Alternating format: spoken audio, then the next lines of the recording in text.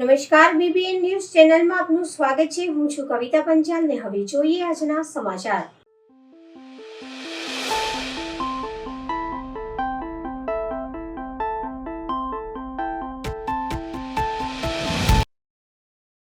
Ward number 14માં છેલ્લા એક મહિનાથી દૂષિત પાણીના મુદ્દે કોંગ્રેસના આક્રમક વિરોધ। વડોદરા શહેરના વોર્ડ નંબર 14માં છેલ્લા એક મહિનાથી દૂષિત પાણી આવવાની સમસ્યાને લઈ સ્થાનિક કોંગ્રેસ સમિતિ દ્વારા ઉગ્ર વિરોધ પ્રદર્શન કરવામાં આવ્યું હતું। કોંગ્રેસના કાર્યકરોએ આક્ષેપ કર્યો છે કે વોર્ડ નંબર 14ના વિવિધ વિસ્તારમાં છેલ્લા એક મહિનાથી ગંદુ અને દૂષિત પાણી આવી રહ્યું છે, જેનાથી લોકોના સ્વાસ્થ્ય પર જોખમ ઊભું થયું છે। જો આ સમસ્યાનું વહેલી તકે નિરાકરણ નહીં આવે તો આગામી સમયમાં કચેરીને તાળાબંધી કરવાની અને ઉગ્ર આંદોલન કરવાની ચીમકી પણ આપી હતી। વાડી વિસ્તારની વિવિધ પોળો જેવી કે વજલી પોળ, છેલ્લી પોળ અને મોગલ પોળના કેટલાક ભાગોમાં આ સમસ્યા વધુ ગંભીર હોવાનું જણાવ્યું છે। કોંગ્રેસે ચીમકી ઉચ્ચારી છે કે આગામી 48 કલાકમાં વિસ્તારમાં શુદ્ધ પાણી આવવાની સમસ્યાઓ ઉકેલ કરવામાં નહીં આવે તો કોંગ્રેસના કાર્યકરો દ્વારા વોર્ડ ઓફિસની તાળાબંધી કરવામાં આવશે અને જનતાને સાથે રાખીને ઉગ્ર આંદોલન કરવામાં આવશે। હાય રે ભાજપ, હાય હાય હાય રે ભાજપ, હાય હાય હાય રે ભાજપ, હાય હાય પ્રજાને આપો ચોખ્ખું પાણી, પ્રજાને આપો ચોખ્ખું પાણી, પ્રજાને આપો ચોખ્ખું પાણી, સૌના મુખમાં એક જ વાણી, પ્રજાને આપો ચોખ્ખું પાણી। હાય રે ભાજપ, હાય હાય હાય રે ભાજપ, હાય રે ભાજપ, હાય હાય હાય રે ભાજપ, હાય હાય હાય રે ભાજપ, હાય હાય ભાજપ, હાય હાય હાય રે ભાજપ, એક જ વાણી, પ્રજાને આપો ચોખ્ખું પાણી, સૌના મુખમાં એક જ વાણી, પ્રજાને આપો ચોખ્ખું પાણી। શરમ કરો, શરમ કરો, ભાજપના નેતા શરમ કરો। હાય રે ભાજપ, હાય હાય હાય રે ભાજપ। આજરોજ વોર્ડ નંબર 14ની કોંગ્રેસ ટીમ દ્વારા વોર્ડ નંબર 14ની ઓફિસ જે કાલુપુરા ખાતે આવી છે તે જ્યાં વોર્ડ નંબર 14નો ભાગ જે ઐતિહાસિક વિસ્તાર કહેવાય, જે સયાજીરાવ ગાયકવાડે વિકસાવ્યો હતો, જે સયાજી નગરી કહેવામાં આવે છે, પરંતુ કેટલાક ભ્રષ્ટ અધિકારીઓના કારણે આજે દૂષિત નગરી બની ગયું છે અને ખાડોદરા નગરી બની ગયું છે। એ ખાડોદરા નગરી દૂષિત નગરી ના બને એના ભાગરૂપે અમે આજે આવેદનપત્ર આપવામાં આવે છે, કારણ કે છેલ્લા એક મહિનાથી અમારી જનતા દૂષિત પાણી પી રહી છે। તમે જ્યારે જનતા વેરો ના ભરે તો તમે એના ઘરે ઢોલ નાકરા લઈને એની ઇજ્જત કાઢો છો, જ્યારે તમે જનતાને વેરાના વળતર રૂપે શુદ્ધ પાણી ના આપો તો તમારું એમાં શું કરીએ? અને બીજી વાત કે અધિકારીઓને આમાં ગંદુ પાણી, અધિકારી પણ પીશે ગંદુ પાણી, અમે પણ ગંદુ પાણી પીશું, કારણ કે સરકારી જે સત્તા પક્ષ છે તો સત્તાની મોજમાં મસ્ત છે, પરંતુ આ જવાબદારી વિપક્ષ તરીકે અમારી અને અધિકારીની બને છે, એટલે અમે ને વિપક્ષ બંને ગંદુ પાણી પીશું। અને જો અધિકારીએ ગંદુ પાણી નહીં પીએ તો આજ રોજ આ કચેરી ખાતે અમે તાળાબંધી કરીશું અને જે અધિકારીઓ મસ્ત મોટા પગાર લે છે એ પગાર અમે બંધ કરીશું। આ વાડીની 5 પોળ, જેમ કે વાડી બાટવાડા છે, વાડી વચીલી પોળ, છેલ્લી પોળ, સોની પોળ, તેમજ મોગલવાડાના અમુક વિસ્તારમાં આ ગંદુ પાણી આવે છે। છેલ્લા એક મહિનાથી ગંદુ પાણી આવે છે। હું તીર્થ બ્રહ્મભટ્ટ વોર્ડ 14માં કોંગ્રેસ પ્રમુખ છું।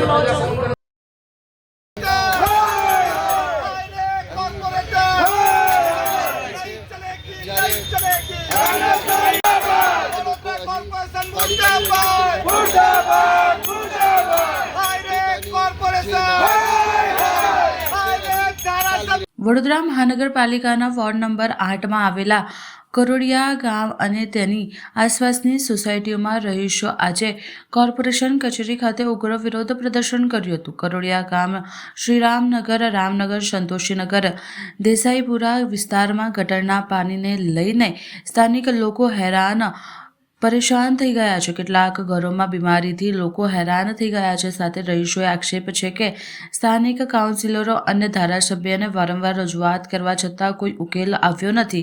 નેતાઓ માત્ર ચૂંટણી સમયે જ મત માંગવા માટે આવતા હોય છે, પછી વચનો ભૂલી જાય છે। એક તરફ વડોદરાને સ્માર્ટ સિટી બનાવવાની વાતો થાય છે અને લોકો પાસેથી પૂરો વેરો વસૂલવામાં આવે છે, પરંતુ પાયાની સુવિધાના નામે માત્ર ગંદકી અને દુર્ઘટના જ દેખવા મળી રહી છે। સ્થાનિક મહિલાઓ અને પુરુષો મોટી સંખ્યામાં એકત્ર થઈ કોર્પોરેશન કચેરી પહોંચ્યા હતા। રહીશોએ સ્પષ્ટ ચેતવણી આપી છે કે જો આ ગટરની સમસ્યાનો કાયમી ઉકેલ તાત્કાલિક નહીં આવવામાં આવે તો આગામી સમયમાં આંદોલન વધુ તેજ બનાવવામાં આવશે। કરોડિયા દેસાઈપુરામાંથી આવ્યા છે। સમસ્યા અમારે ગટરનો પ્રોબ્લેમ છે. ગટર અમારા ઘર ફરિયા સુધી આવી નહીં. ગામમાં આવી ગઈ છે પણ અમારા દેસાઈપરામાં ગટર નથી આવી. તો અમે કેટલી વખત ઓબ્જેક્શન કરીએ છીએ કે અમને ગટર આપો, ગટર આપો. હવે લોકો વાટિંગ કરવા આવે તો આપીશું એવું કે છે, પછી કોઈ આપતું નથી. કેટલા ટાઈમથી આ સમસ્યા છે? આ સમાચાર તો 40 વર્ષથી અમે રહીએ છીએ પણ અત્યારે તો બધે જ ગટરો આવી ગઈ છે તો અમે ઓબ્જેક્શન ઉઠાવીએ છીએ. કેટલી સોસાયટીમાં આ તકલીફ? 4 સોસાયટી. શું નામ તમારું? મધુબેન. વડોદરા મહાનગરપાલિકાના ઇલેક્શન વોર્ડ નંબર 8ની અંદર આવેલું કરોડિયા ગામ અને કરોડિયા ગ્રામની અંદરથી શ્રીરામનગર, રામનગર, સંતોષીનગર અને દેસાઈપુરાના તમામ માતા બહેનો આજે માન્ય કમિશનર સાહેબને વિરોધ કરવા માટે એટલા માટે આવવું પડ્યું છે કારણ કે છેલ્લા 1 વર્ષથી ગટરના પાણી ખુલ્લેઆમ રોડ પર ફરતા રહ્યા છે. વારંવાર અહીંના ચૂંટાયેલા પ્રતિનિધિઓ અને ધારાસભ્યોને કહેવામાં આવ્યું છે પણ માત્ર ધારાસભ્ય કે ચૂંટાયેલા પ્રતિનિધિઓ ખાલી સમય આવે એટલે વોટ લેવા માટે આવે છે પણ આ લોકોની પરિસ્થિતિ આજે છેલ્લા 1 વર્ષથી ખરાબ છે. વાયદા અને વચનો આપીને જતા રહે છે. ત્યારે આજે અમારે વિરોધ કરવાનો પ્રદર્શન ફરજ પડી છે કારણ કે એક બાજુ તમે સ્માર્ટ સિટીની જાહેરાત કરો, એક બાજુ તમે વેરા લો છો અને વેરાનું જ્યારે વળતર નથી આપતા ત્યારે આજે અમારે અહીંયા આવીને ધરણા પ્રદર્શન અને વિરોધ કરવાની ફરજ પડે છે. પાનીગેટ ખાતે એક યુવક પર તીક્ષ્ણ હથિયાર વડે હુમલો. ડીસીપી અભિષેક ગુપ્તાના જણાવ્યા અનુસાર વડોદરા શહેરના પાનીગેટ વિસ્તારમાં એક યુવક પર વિશાલ કહારના યુવક દ્વારા છરી વડે હુમલો કરવામાં આવ્યો. ગંભીર રીતે ઇજાગ્રસ્ત યુવકને સારવાર અર્થે હોસ્પિટલ ખસેડવામાં આવ્યો છે. ઘટના સ્થળે પોલીસ વિભાગના ઉચ્ચ અધિકારીઓ દોડી આવ્યા હતા. હાલ વિશાલ કહાર નામના ઈસમને ઝડપી પાડવાનો ચક્રો પોલીસ દ્વારા ગતિમાન કરવામાં આવ્યા હતા. અત્યારે જે ઘટના બની છે તેનું જે પ્રાઇમરી જે ઇન્ફોર્મેશન સામે આવી છે તે પ્રમાણે એક મોહમ્મદ સૈયદ નામના વ્યક્તિ ઉપર એક વિશાલ કહાર નામની વ્યક્તિએ છરીથી ઘાવ કર્યા છે અને તેને ધ્યાને રાખીને અત્યારે જે જેના પર ઈજા પામી છે, ઈજા પામનાર અત્યારે એસએસજી હોસ્પિટલમાં સારવાર હેઠળ છે અને વિશાલ કહારને શોધવા માટે પોલીસ સ્ટેશનની ટીમ, એલસીબી, ક્રાઇમ બ્રાન્ચ, પીસીબીના માણસો અલગ અલગ ટીમ બનાવીને સીસીટીવી સર્વેલન્સ દ્વારા અને ટેકનિકલ સર્વેલન્સ દ્વારા અત્યારે શોધવા માટે અલગ ટીમ બનાવીને કાર્યરત છે.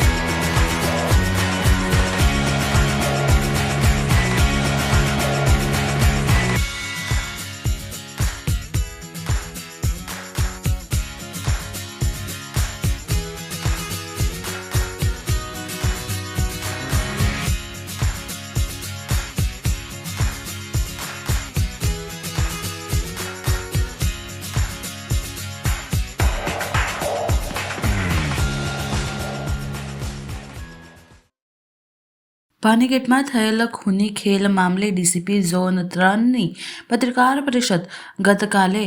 ગઈકાલે પાનીગેટ વિસ્તારમાં થયેલા ખૂનખેલ સંદર્ભે ડીસીપી ઝોન 3 અભિષેક ગુપ્તાએ પત્રકાર પરિષદ યોજી ઘટનાની સંપૂર્ણ વિગતો, તપાસની દિશા અને આરોપી અંગે માહિતી આપવામાં આવી.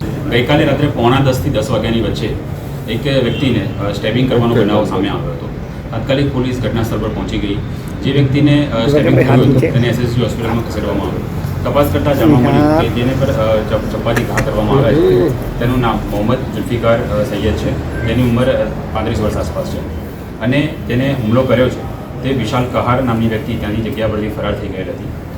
રાત્રે લોકલ પોલીસ સ્ટેશનની ટીમ, ક્રાઇમ બ્રાન્ચની ટીમ, પીસીબીના માણસો, એલસીબીના માણસો બધા અલગ અલગ ટીમમાં મહેનત કરી અને રાત્રે 12-1 વાગ્યા આસપાસ આરોપીને પકડી લાવવામાં આવ્યા હતા.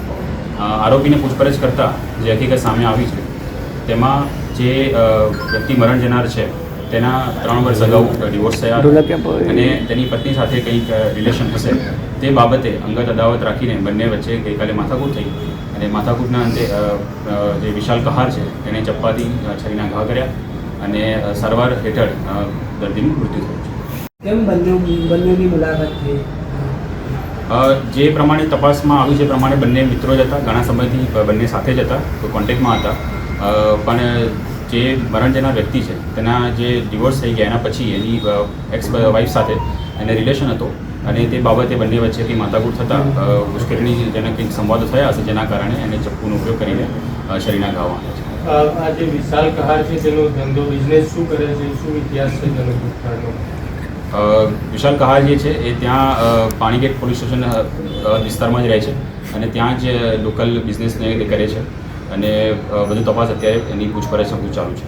લોકલ બિઝનેસમાં શું કહી શકાય? તે બાબતે અત્યારે તપાસ ચાલુ છે. અત્યારે જે પોસ્ટમોર્ટમની પ્રક્રિયા ચાલી રહી છે, ટીમ તેમાં લાગેલી છે. કેટલા ઘા માર્યા છે? 4 થી 5 ઘા માર્યા છે, જે શરીરના ગળાના પાછળના ભાગ અને કમરના ભાગ અને આગળના ભાગમાં વાગેલા છે. ડિવોર્સ પછી મૃતકની પત્ની આ મૃતક સાથે સંપર્કમાં હતી? મૃતક અને એની પત્ની અને એક બાળક છે, તે બાળકના બાબતે તેઓ સંપર્કમાં હતા. શું છે, કોઈ મીડિયા સાથે સંકળાયેલો છે? કશું વિગતો સામે આવી છે?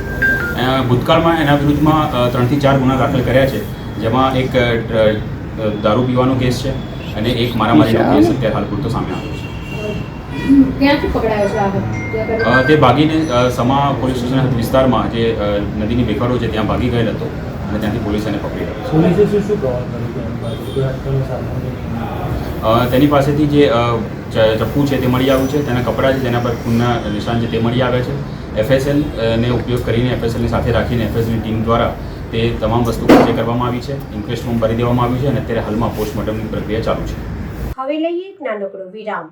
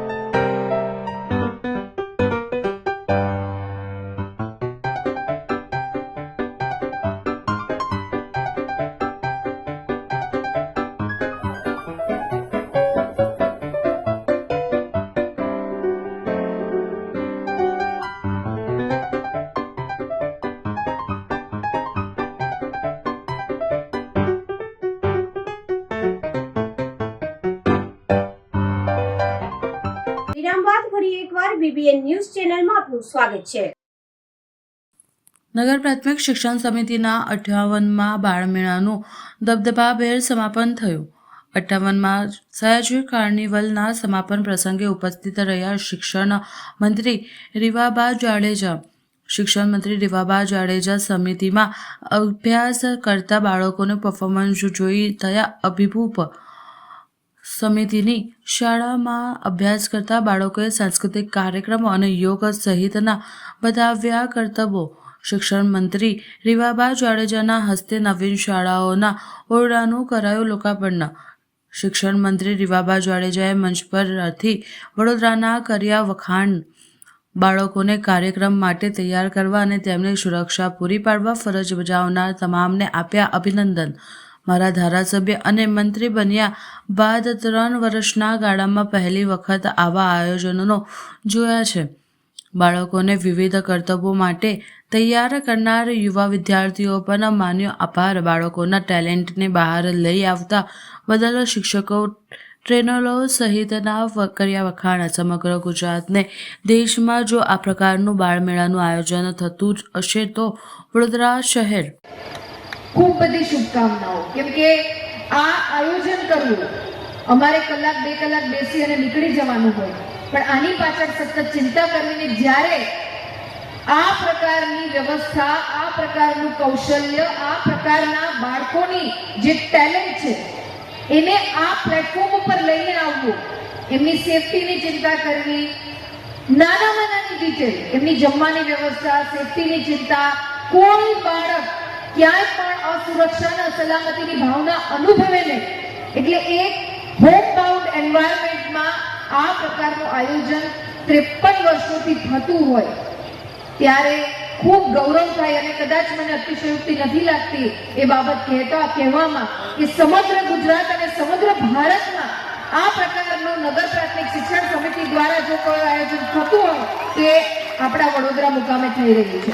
અને મને આ સયાજી બાગ એટલે કે કમાટી બાગના માધ્યમથી થઈ અને આપ આટલી સંખ્યામાં 3 દિવસ માટે જ્યારે બાળકોના મનમાં અને જ્યારે વર્ષ આવે ત્યારે સતત જેની જિજ્ઞાસા હોય, કુતૂહલતા હોય અને ઉત્સાહપૂર્વક આ બાળ મેળાની રાહ જોવાતી હશે એ ક્યાંક મને પણ હવે લાગી રહ્યું છે.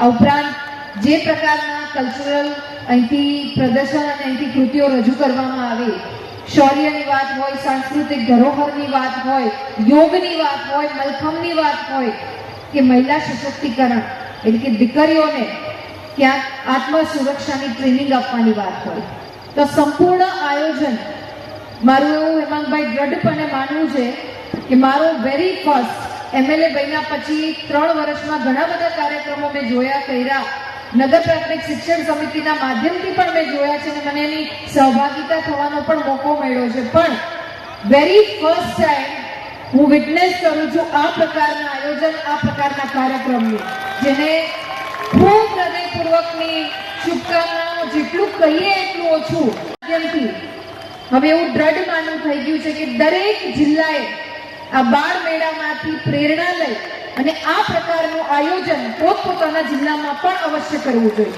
એટલીસ્ટ શરૂઆત કરવાથી બાળકોને એક મંચ, એમનું ટેલેન્ટ, કેમ કે જરૂરી નથી કે દરેક બાળક, આપણે શિક્ષણને બહુ કોમ્પ્રોમાઇઝ અને કોમ્પ્રેસ કરી દીધું છે કે ગણિત, વિજ્ઞાન, સોશિયલ સાયન્સ અને લેંગ્વેજ, આ 4 જ વિષય આપણા માટે શિક્ષણની વ્યાખ્યા બની ચૂક્યા છે. પણ મને એવું લાગે છે કે શિક્ષણ છે એ આનાથી ઉપર ઉઠીને છે. કોઈ બાળક જો મેથ્સમાં નબળું છે પણ એ મલખમમાં અવ્વલ છે તો મારા માટે શિક્ષિત છે. કોઈ બાળક અંગ્રેજીમાં નબળું છે પણ એ યોગ સારી રીતના કરે છે તો મારા માટે એ બાળક શિક્ષિત છે. શિક્ષણની પરિભાષા ફક્ત અક્ષર જ્ઞાન પૂરતી સીમિત નથી રહેતી. એનાથી ઉપર ઉઠીને સંસ્કાર સાથેનું શિક્ષણ, મૂલ્યો આધારિત શિક્ષણ અને આવનારા સમયમાં જે વિકસિત ભારતની પરિકલ્પના, વિકસિત ગુજરાત થકી આપણે બધા કરીએ છીએ એમાં દરેકે દરેક ક્ષેત્રમાં ભરપૂર ટેલેન્ટ આવકાર્ય છે. કોઈ પણ એવું ક્ષેત્ર નથી કે જે ટેલેન્ટની કમી હોય. હેમાંગભાઈને મારે મળવાનું થયું એટલે એક કોમન પરસેપ્શન મારા માઇન્ડમાં હતું કે બાળ મેળો હશે એટલે એક્ઝિબિશન હશે અને સ્ટોલ હશે ને એમાં જે જનરલ થતું હોય એ પ્રકારની વ્યવસ્થાથી આ એક એક્ઝિબિશન કમ મેળા જેવું આયોજન હશે.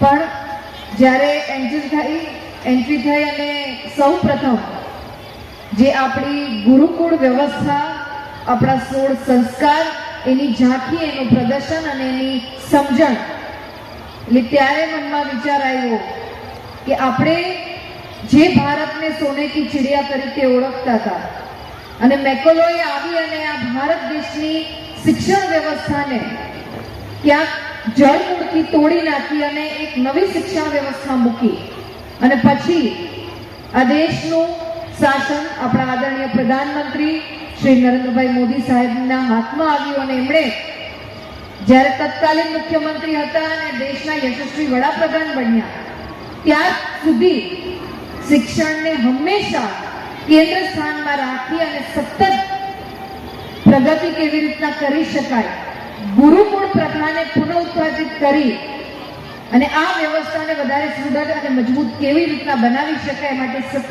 ચિંતા વ્યક્ત કરી છે. કમ્પ્લીટલી સ્પીચલેસ છું, કેમ કે ઘણા કાર્યક્રમો એવા હોય છે કે જ્યાં બોલવા કરતા કંઈક ગ્રહણ કરીને જવું. અલ્ટિમેટલી દરેક હ્યુમન બીંગ કંઈક શીખીને જતું હોય છે. We are all are learners. કંઈક ને કંઈક નાના બાળકોમાંથી પણ શીખવા જેવું છે, દીકરીઓમાંથી પણ શીખવા જેવું છે. હું જ્યારે આદિત્યભાઈ ઇન્ડિયન એરફોર્સની પ્રિપરેશન કરતી હતી ત્યારે અમારે 10 માર્ક એસએસબી ઇન્ટરવ્યુમાં રોક ક્લાઇમ્બિંગના હતા. મને ખબર છે કે કેટલું અઘરું છે એ રોક ક્લાઇમ્બ કરવું, બેલેન્સ કરવું અને પછી આરામદાયક રીતે નીચે ઉતરી જવું કે સામેની જે જોતી હોય વ્યક્તિને એવું લાગે કે આ તો કેટલું ઈઝી છે, પણ હાથમાં છાલા પડી જાય, શોલ્ડરની સ્ટ્રેન્થ જનરેટ કરવી પડે, પગનું બેલેન્સિંગ કરવું પડે અને આખા શરીરને જે હાથથી જે પગથી તમે રોપને મેનેજ કરો છો ત્યાં કોન્સન્ટ્રેટ અને ફોકસ કરવું પડે. આ નાની સુધી વાત નથી, પણ એમણે ખૂબ સરળતાથી કરી દીધું એટલે આપણે એમને કહીએ કે ઓહો બહુ સરસ. પણ હું અભિનંદિત કરું છું તમામ ટીચર્સને, એડ્યુકેટર્સને અને એમના ટ્રેનર્સને કે એમણે ખૂબ એકદમ સલામતી સાથે દીકરા દીકરીઓને ટ્રેન કર્યા છે. મને અહીંથી જાણવા મળ્યું કે જે પરફોર્મિંગ ફેકલ્ટીઝ છે એમની સાથે આપણે કોલેબોરેશન કરી, જે કોલેજના સ્ટુડન્ટ્સ છે એમની સાથે કોલેબોરેશન કરી અને આ નાના ભૂલકાઓને તૈયાર કરવામાં આવ્યા છે. 4 વર્ષથી લઈ અને માધ્યમિક શિક્ષણમાં અભ્યાસ કરતો એક વિદ્યાર્થી એનું કૌશલ્ય જ્યારે આ પ્રકારે આપણા બધાની વચ્ચે રાખતું હોય તો પહેલા ખૂબ બધી તાળીઓથી એમને આપણે વધાવીએ. આ કાર્યક્રમનું સમાપન છે, પણ અહીં જેટલા પણ પરફોર્મન્સ થયા, જેટલી પણ કલાકૃતિ રજૂ કરવામાં આવી એમના માટે એક નવી શરૂઆત છે. SIR મુદ્દે ગુજરાતનું રાજકારણ ગરમાયું. ફોર્મ 7માં છેડછાડના આક્ષેપ સાથે કોંગ્રેસના સરકાર પર આકરા પ્રહાર. ગુજરાતમાં સ્પેશિયલ ઇન્વેસ્ટમેન્ટ રિઝર્વ હેઠળ જમીન સંપાદનની પ્રક્રિયા સામે વિરોધનો વંટોળ ઊભ્યો છે. કોંગ્રેસ સરકાર પર ગંભીર આક્ષેપ કરતા જણાવ્યું હતું કે ખેડૂતોની કિંમતી જમીનો હડપવા માટે સરકારી રેકોર્ડ અને ફોર્મ નંબર 7માં મોટા પાયે છેડછાડ કરવામાં આવી રહી છે. આ મુદ્દે વડોદરા શહેર કોંગ્રેસ સમિતિ આક્રમક વલણ અપનાવી રાજ્યવ્યાપી આંદોલનની ચીમકી ઉચ્ચારી છે. SIR જાહેર કરાયેલા વિસ્તારોમાં ખેડૂતો દ્વારા આપવામાં આવેલી વાંધા અરજીઓને સરકારે કચરાપેટીમાં નાખી દીધી છે. સૌથી ગંભીર આક્ષેપ એ છે કે મહેસૂલી રેકોર્ડમાં ખેડૂતોની સંમતિ વગર ફેરફાર કરીને જમીન કપાત અને TP સ્કીમમાં અમલીકરણમાં ગેરરીતિ આચરવામાં આવી છે, જેને લઈને આજે વડોદરા શહેર કોંગ્રેસ સમિતિ દ્વારા તમામ વિધાનસભા ખાતે આવેદનપત્ર આપવાનું નક્કી કર્યું હતું, જેના આજે જૂની કોઠી કચેરી ખાતે આવી સૂત્રોચ્ચાર કરી ચૂંટણી અધિકારીઓને રજૂઆત કરી હતી. 3 દિવસ થઈ ગયા. તમે બિલ્ડર દેવો ને ગયા વીકે તમે તો આપી દીધા છે.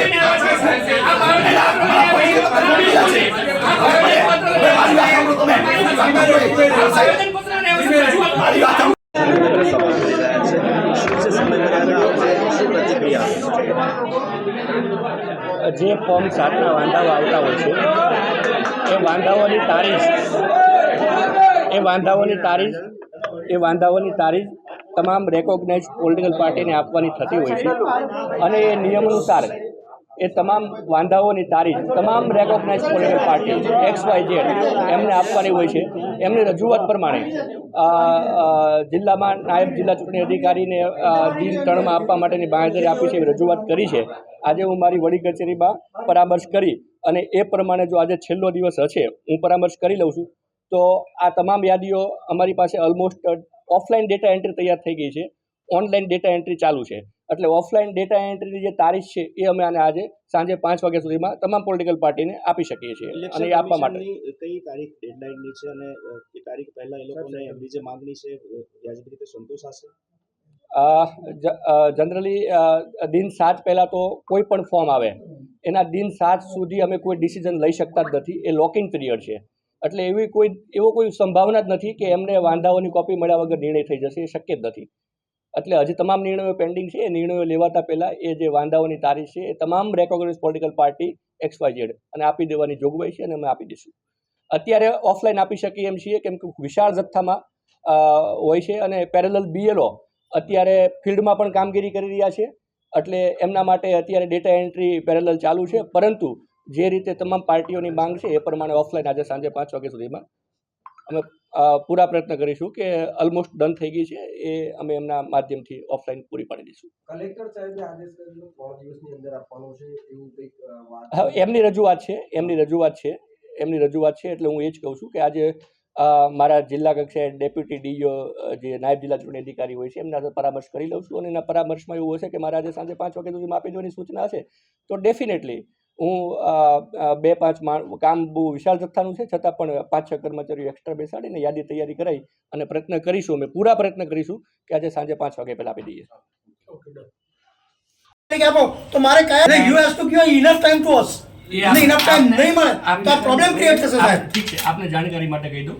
વધારે આપણે પ્રશ્નોત્તરીમાં ઉઠતા નથી. હું આપને એટલું કહી શકું કે ECIની ગાઈડલાઈન મુજબ જ અમે કામ કરીશું અને એ ગાઈડલાઈન સાહેબ જ્યારે તમે મતદાર યાદી શોર્ટ ટાઈમમાં આપી શકો છો તો વાંધા અરજી કેમ નથી આપી શકતા?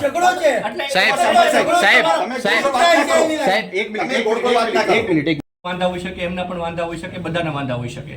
અમારે ત્યાં વ્યક્તિગત ધોરણે વાંધાઓ આવ્યા છે. ઇલેક્શન કમિશનની ગાઈડલાઈન પ્રમાણે જે એ વાંધાઓ હોય છે એ દરેક રેકોગ્નાઇઝ પોલિટિકલ પાર્ટી, બરાબર, જે રેકોગ્નાઇઝ પોલિટિકલ પાર્ટી છે એમને અમારે એની તારીખ આપવાની હોય છે અને એ તારીખ અમે જે પ્રોસેસિંગ કરીશું એ પ્રોસેસિંગ બહુ ખૂબ જ મોટા પ્રમાણમાં વાંધાઓ આવ્યા છે. BLO પેરેલલ બીજી કામગીરીઓમાં પણ સંકળાયેલા છે એટલે એમની ડેટા એન્ટ્રી કરવી એના માટે ટાઈમ લેનારી વસ્તુ છે. પણ આપને હું ચોક્કસપણે દરેક પાર્ટીને અથવા દરેક નાગરિકને એટલું એશ્યોરન્સ આપી શકું કે અમે નિર્ણય લઈએ એના પહેલાં આપને એ તારીખની વિગતો દરેક પાર્ટીને નીચેની જે ગાઈડલાઈન છે એ ગાઈડલાઈન મુજબ આપી દેવામાં. આજ રોજ આખા વડોદરાની અંદર બધી વિધાનસભાની અંદર કોંગ્રેસ પક્ષના આગેવાનો, કાર્યકર્તાઓ અને અગ્રણીઓ આ વાંધા અરજીના મુદ્દા ઉપર ઇલેક્શન કમિશન પાસે અમે રજૂઆત કરવા આવ્યા છીએ અને માંગણી કરવા આવ્યા છીએ. એમ જોવા જાય તો છેલ્લા 10 દિવસ અમારા ગુજરાત પ્રદેશ કોંગ્રેસ કમિટી દ્વારા પણ ગાંધીનગર ખાતે જે ભારતીય જનતા પાર્ટી દ્વારા 10 લાખ કરતાં વધુ જે વાંધા અરજીઓ આખા ગુજરાતમાં દેવામાં આવેલી છે અને તમે જે આ લોકોનું જે મોડસ ઓપરેટિંગ તમે કહેવાય આ લોકોનું ષડયંત્ર, તમે એ ફોર્મની તમે આમ કોપી જોશો તો એક જ પ્રકારની કોપી તમે આખા ગુજરાતની અંદર વાંધા લેવામાં આવ્યા છે.